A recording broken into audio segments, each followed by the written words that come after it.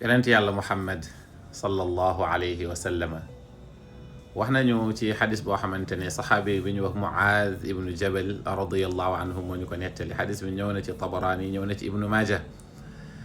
Muaaz mu ne yonent yàlla Muhammad sallallahu alayhi wa sallam nee na bu demee ba fukki fan ak juróom ci Chaabaan tey mooy dimanche donc tey mooy 6e jour ci Chaabaan mu ne bu demee ba 15e jour ci Chaabaan mu ne guddi googu déglu lu baax mu ne yàlla dafay feeñal yërmandeem dafay wàcce yërmandeem jegeel yërmandeem bindeef bi ba mu jéggal ñépp même yow même man mu ne lu dul ñaar 15 Chaabaan mu ne lu dul ñaar ñu ne ko yan mu ne koo xam ne bokkaalekatu yàlla la mooy kuy jaamu leneen lu dul yàlla wala kuy wax ne yàlla dafa am doom wala dafa am yaay wala kuy jël lu yàlla moom nga koy askane keneen wala leneen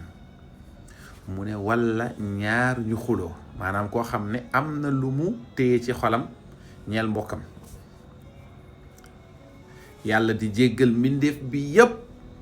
ba mu des yow ngir ñaar yooyu sàggante weesuwu ko benn bi moom alhamdulilah jullit ñëpp mucc nañ ci ndax yenent bi sallallahu alayhi wa sallam mu ne wallahi maa axaafu alaykum an tushriku min baadi yenent bi mu ne man ragaluma ngeen bokkaale sama ginnaaw maanaam ragaluma ci yéen bokkaale du ngeen mën a bokkaale ndax xam ngeen ne yàlla mooy yàlla amul ndey amul baay xam ngeen ne yàlla mooy yàlla moo sàkk lépp lu dul moom xam nañ loolu kon lii nga xamante ne ci nga mën a bokk man ci laa mën a bokk mooy ñu vérifier suñu xol ñu fekk am na benn doomu aadama buñ ci mere surtout bu dee jullit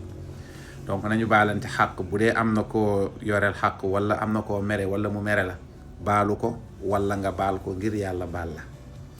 bu ñu fàtte si ñaan incha allah ci bés boobu noonu boo ko mënee woor itam nga woor ko mooy nisfu Chaabaan di la fàttali tamit 10e édition journée ndaanaan day mokkal alquran bés bi ñëw na ba pare le 7 mars lay doon incha allah fii ci Thiès programme la buy dajale 25 daara 4 moo ciy dem final bi dañ leen di tegal 2 millions incha allah ñoo ngi la ciy invité nga ñëw Thiès Mbour 2 yoonu CM Mbour 2 bi waaye tamit ñoo ngi la ciy woo ci sa participation bul ci xeeb sa dërëm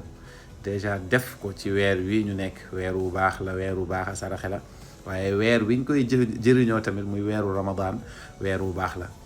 ñu ngi ko tuddee ñaari nit ñoo xamante ne ay nitu alquran lañ kenn ki mooy albadri Bachir albadri mi nga xam ne xam ngeen ko ñun xamuñu ko sax waaye xam nañ ko nii ci réseau yi